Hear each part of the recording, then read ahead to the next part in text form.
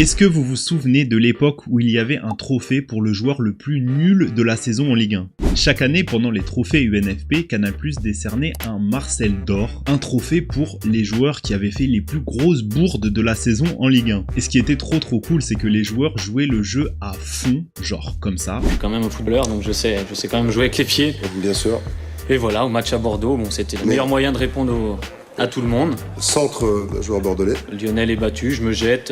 Deux poteaux quand même, hein. Pas facile. Non, un beau but. Je pensais pas avoir de trophées cette année, c'est vrai c'est pas une grosse saison, donc je vais faire des jaloux un petit peu dans l'équipe.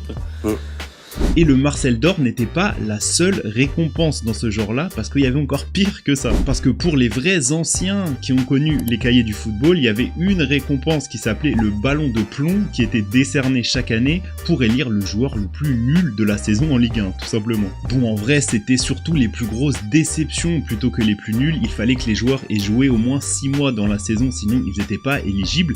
Et il y avait de sacrés noms au palmarès. Fabrice Fiorez, Benoît Pedretti, Bernard Mendy, Mattia Kezman et même Florian Thauvin, qui est le dernier lauréat de ce trophée, qui a disparu en 2013. Alors le but n'était pas de se moquer de ces joueurs, bien entendu, tout était ironique, mais plus le trophée a pris d'ampleur et est devenu grand médiatiquement, plus il a été décrié jusqu'à disparaître, tout comme le Marcel d'or